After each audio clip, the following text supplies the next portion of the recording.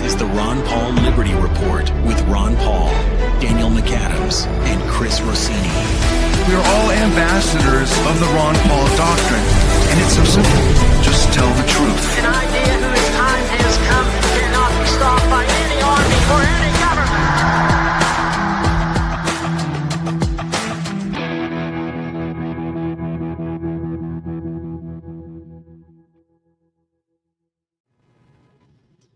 Hello, everybody, and thank you for tuning into the Ron Paul Liberty Report. With us today, we have Daniel McAdams, our co-host. Daniel, good morning. Good morning, Dr. Paul. How are you this morning? Very well, and we're in for a very good program today. We have a very special guest, and she is well known for trying to bring organization and sanity to our elections. She has this weird idea that people who want to run for election ought to have the right to run for election, and they shouldn't be canceled out. And her name is Christina Tobin, and she is a founder and chairman of the Free and Equal Election. So,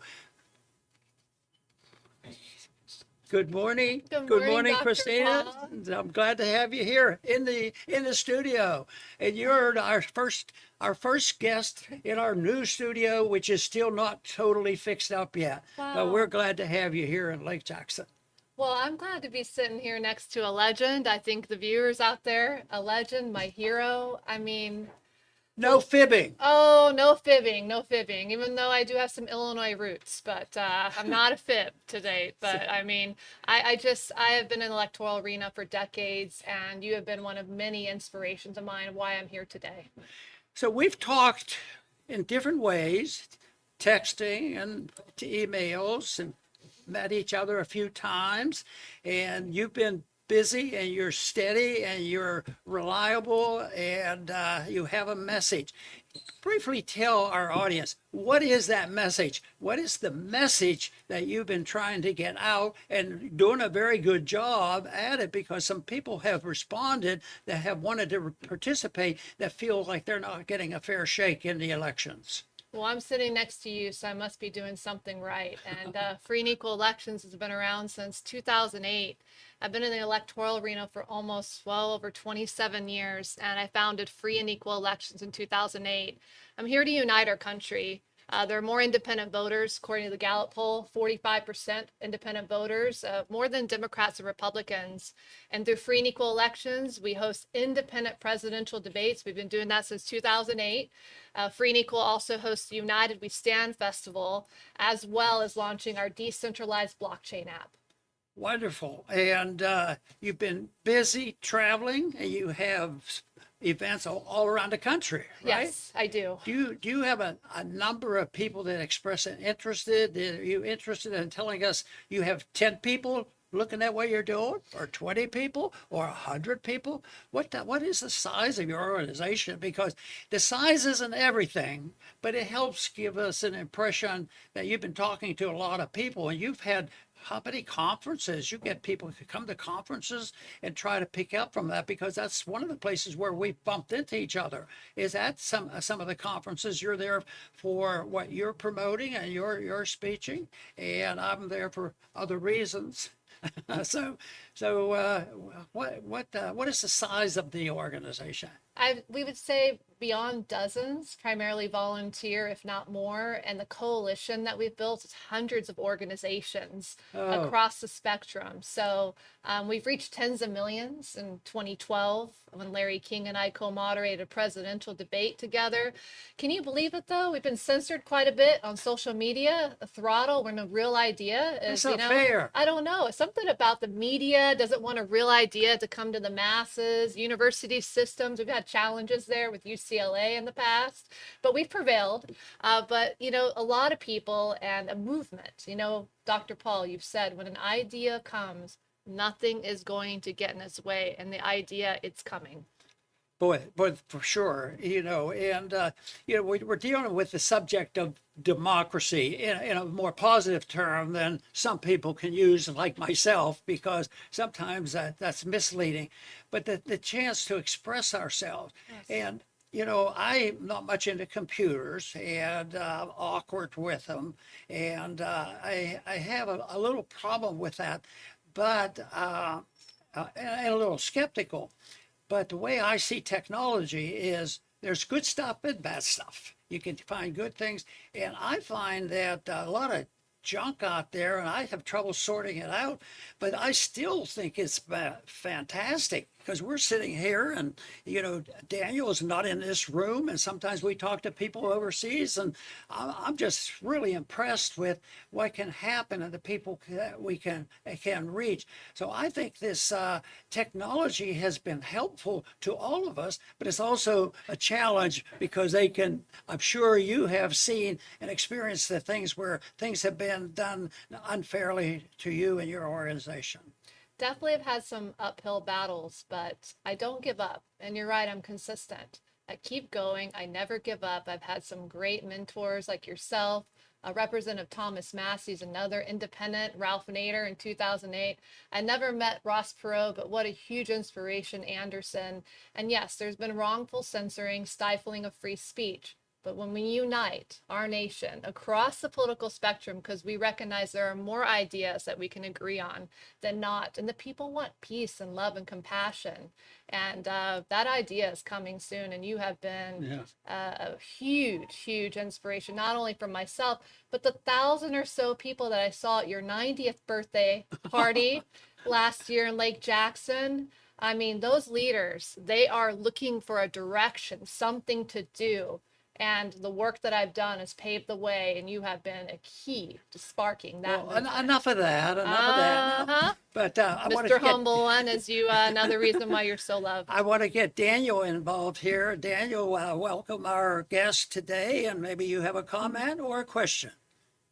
Well, I do, and I'm glad that you're there, Christina. You're in my seat, so we still have some bugs left. When we were chatting before the show, Christina, you told a really interesting story, and one of the challenges that we have in our current American electoral system is that if you're not in one of the two major parties, you have an absolutely almost insurmountable task of gaining ballot access. We know from Ross Perot's runs, several decades ago, Pat Buchanan, when he ran on the Reform Party ticket, the so-called minor parties. Now, you told a really interesting story about ballot access and how that topic got you inspired to start your organization. I'm sure our viewers and listeners would like to hear that story. Yes, my father, Jim Tobin, was a huge mentor, inspiration as well.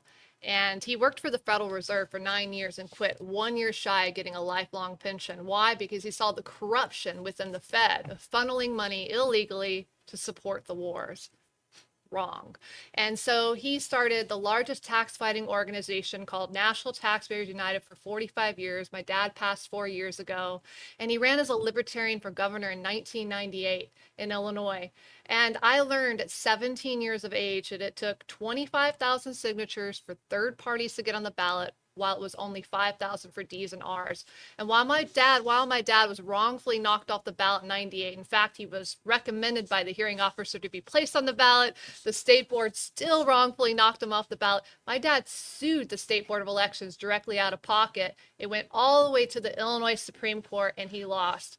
But Richard Winger, another mentor of mine of Ballot Access News, called me the silver lining of 98 because I didn't give up. For the rest of my life now to date, I've coordinated millions of signatures to get candidates on the ballot from independent Democrats, Republicans, third parties, Libertarians, Green, Constitution, and independent candidates, even RFK Jr. In 2024 for the American Values Super PAC. So I have seen the hurdles of the flawed electoral system from within, from the rigorous, restrictive ballot access barriers. When we have an accountable system and members of Congress in office that are not beholden to big money from AIPAC to special interests, to the lobbyists, to pharmaceuticals, we're going to see reform happen, like ballot access being the same for everyone. Having better voting methods beyond singular vote, which is the worst voting method you can have. So yes, that is the spark of why free and equal elections started, because of my father, Jim Tobin. Very good. Go ahead, Daniel. I was just going to say, Dr. Paul is famous for saying third party. I would be happy if we just had a second party, and I think that's very accurate, and it's a great quote. How can a third? Two things though, because even Elon Musk has talked about founding a third party. It comes up every few years, every few election cycles. We need another party. I think that's pretty obvious. We've talked on the show, and Dr. Paul has talked about his career about how the two parties collude, and they basically there's the illusion that they're fighting, but of course they agree on all the big things. What are the chances for a third party in the U.S. to emerge onto the electoral sphere?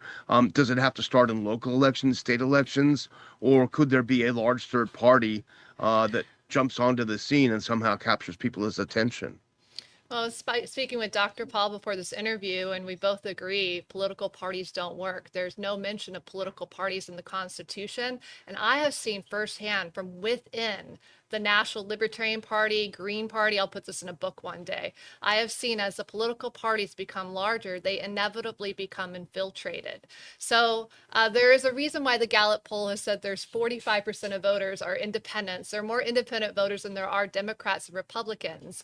And so here at Free and Equal Elections, we are igniting an independent movement beyond the political party. I did talk to G. Edward Griffin right before I got here, the author of The Creature from Jekyll Island. My father showed me that book when I was 13. It looked like it was about as high as the ceiling when I was that little. But G. Edward Griffin taught me, and he told me before this interview, we got to have laughter and fun and have a party uniting our nation. So parties don't work, and I see third parties. I see Democrats, Republicans. I see them all as individuals. And through technology on a decentralized blockchain ledger, we're going to be able to see those candidates for who they are, who funds them, what they support, and it will enable the people to keep the accountable candidates in office and not vote for the ones that are not accountable. And that's the future. And I agree with Dr. Paul. Technology is here to stay. I would say is here to stay. I agree with him that it's going to do great things. And we put everything on a decentralized ledger. We're going to be able to support technology that's for the betterment of humanity. And what's not for the betterment of the humanity will fade away. Very good. One thing that I observe, and see if I get a comment from you, because I know your belief and conviction about the principles of liberty. You talk about it all the time. And you say, well, would that narrow, people would say, well, that'll narrow it down. You're just going to be talking to the libertarians because they have these kind of problems. But the way I see this is a broad approach, because when you look at it, it's sort of ecumenical, that everybody, whether they're independent, and you bring people together like Nader and Ross Perot, and some Republicans and some Democrats, you bring people together on this principle, and you don't have to solve all those other problems. It's just allowing the system to work better. And there is a lot of penalty, and we talked a little bit before, getting on the ballot is one big deal, but we also have a problem sometimes who's counting the votes, because I've been a victim of some of that too.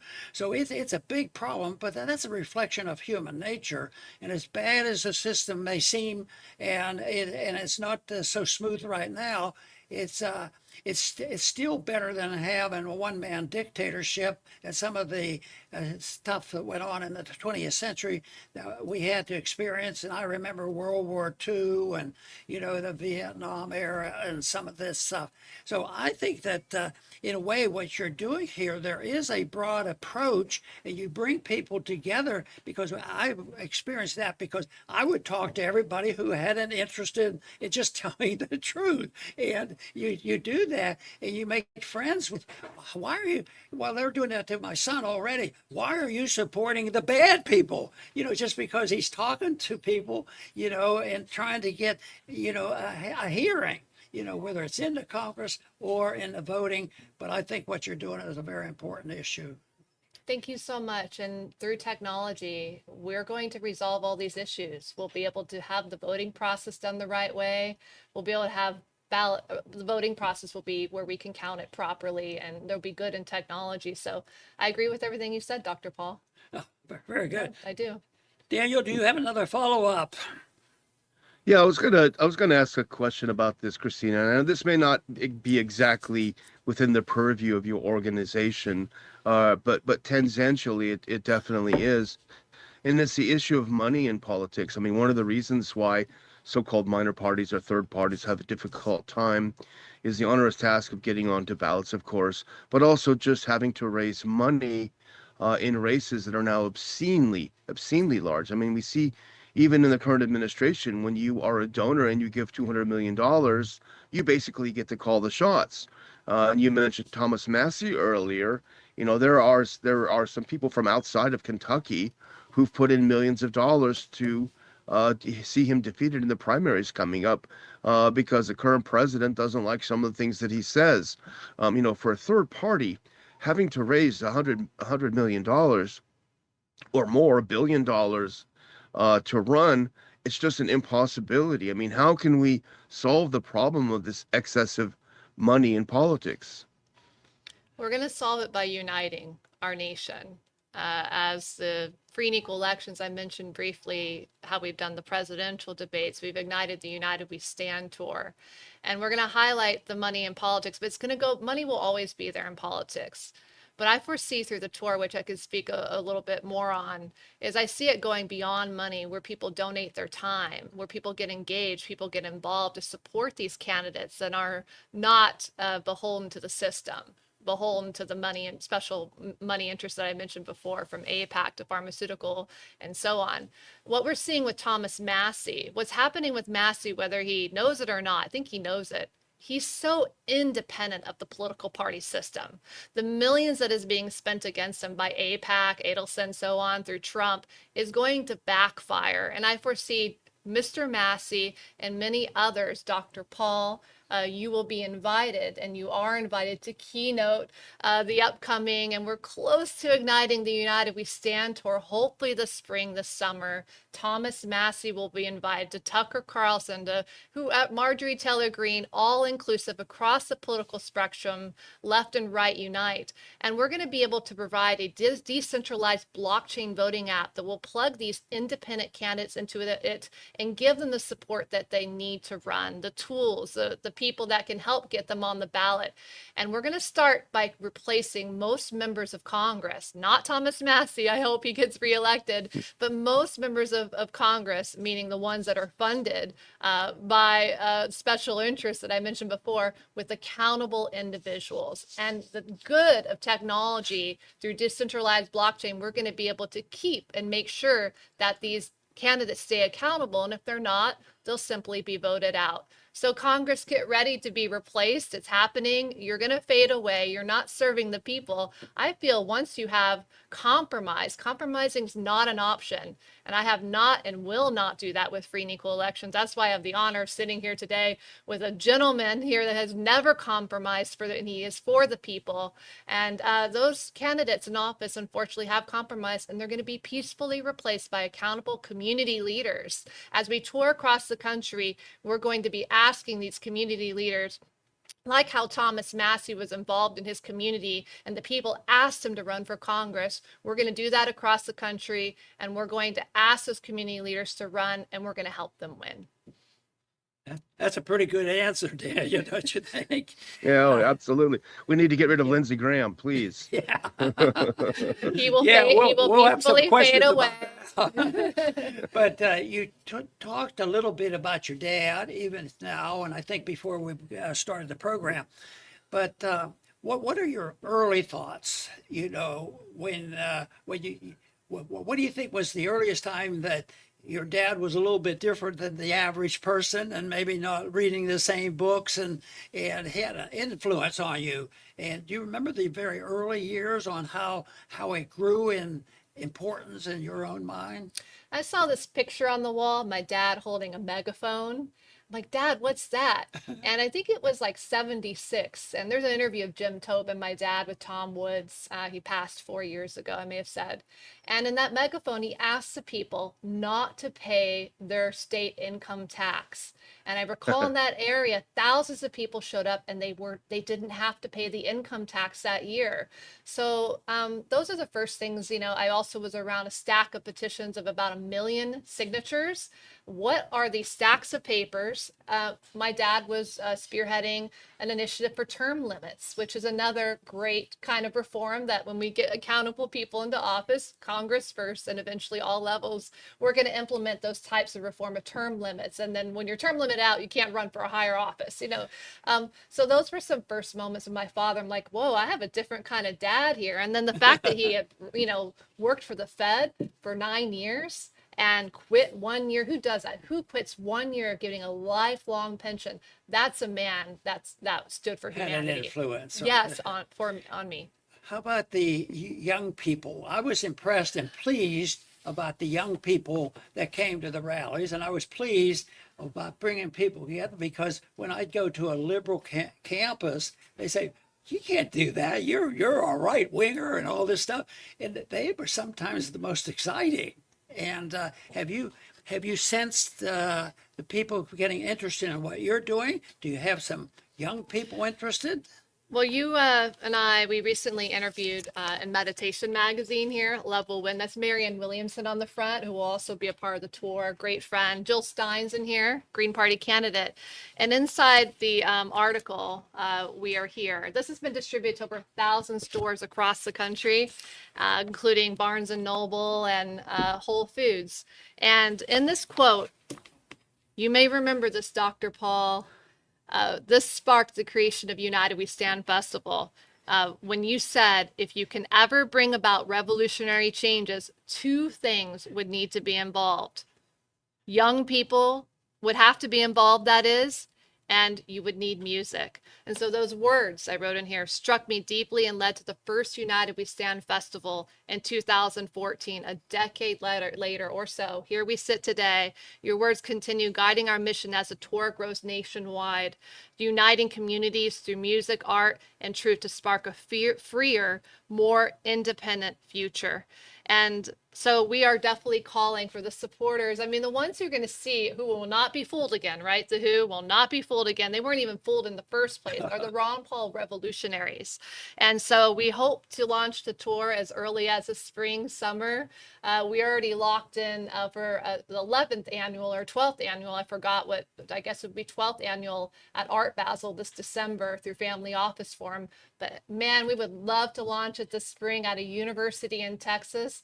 And I would be honored. I'm only going to ask you, no response needed at this moment, but I would love for you to be our keynote speaker to spark the kickoff for the United We Stand tour across the country in your home state and my home state too. I was born in your district. I mean, what are the odds? You had a good start. Yes, I did. You know, Just like you were my doctor, that's all. That's right.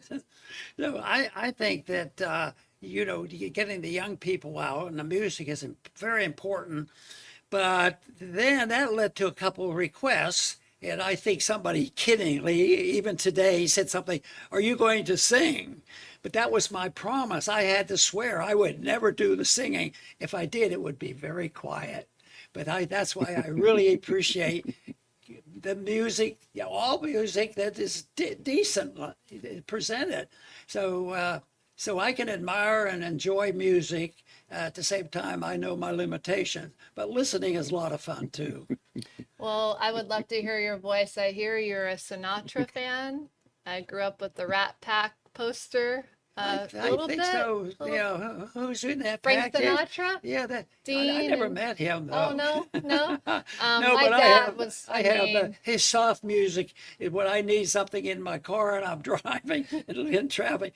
I don't mind listening to Frank Sinatra. Sometimes I'm like, fly me to the moon. You know, what's going on in the world? Right. We do have one of the United We Stand artists, a friend who has been more heavily involved in the movement than I can say for most artists I've seen a decade, Deepak. So he'll be performing a song, We Rise Together. It's one of my favorite songs. Whenever I feel a little stuck, I listen to it. And other music, it keeps me going. So he'll be performing a separate cut after this interview. I'm glad to have him. What goes along with this is I think that, you know, I tell people the truth, which is not always wonderful. And I spend a lot of time on that, but I said there are answers to it. But when you come together, when a crowd comes together, they seem to enjoy themselves. It's not because of me, but they enjoy themselves. But that is what that is what I advise. I said, it's great to see people come together, and you should have fun doing this, because we're not going to solve all the problems tomorrow. But it should be fun working on the problem and seeing a problem improvement, because I sort of think that's what life is all about. Because there's no magic wand to have everything fixed perfectly. I think life is all about challenges, and that's why it's best we have enjoyment. And I think whether it was the rallies we had or organizations, they seem to enjoy themselves. So if a crowd enjoyed themselves, help me enjoy it too. Well, we definitely need a lot more joy and compassion and love. Remember, love is greater than fear. Remember, when times are tough, there are more of us than there are of those few people in office that don't represent the majority of the people. And there's a lot going on in the world. I've got to say it. I mean, Israel and Gaza and Venezuela and now Iran and the history we've learned. And as I listened to the Ron Paul Liberty Report with you and Daniel McAdams, and so grateful for your knowledge and research, Iraq, Afghanistan, violence is not the answer, no matter. One person dying for is not okay. And here at Free and Equal Elections, I foresee us uniting across the United States, across the world. The whole world is watching the United States of America. And when we rise together and we rise up here in America, the whole world will follow. And it's going to be a beautiful thing. Dr. Paul, it's time to have some fun, right? It's Right. time. Daniel, if you have a comment, we're going to close down here now in a second to help close the program. Yeah, I would just say, Dr. Paul, I don't want to preempt you, but if Christina, if you'd let people know how they can find your organization, how they can get involved, what they can do to help you out, because we obviously want this tour to be successful. Thank you. Dr. Paul, you and your words and support towards the tour will go further than anything. You can go to freeandequal.org, freeandequal.org, and you can see the information, sign up for the tour today, as we are on the cusp of raising. We've raised over $1 million in full. I'll put it on a decentralized ledger in the future. People can see where all their donations go. Over $1 million for our presidential debates in 2024, which is astronomical for a nonprofit organization. And so each stop of this tour is going to cost upwards of $250,000, $500,000 to do it right. And we have the team, the production to knock it out of the ballpark and hit the masses overnight. Because when that idea comes, nothing will get in its way. I want to thank you very much for being here, and I will remind our viewers, freeandequalelection.com, and hopefully that is of help to you. And thank you for being here today. freeandequal.org. Yes. Thank you for having me, Dr. Paul. Very good. And I want to thank all our viewers for tuning into today. Please return to the Liberty Report soon.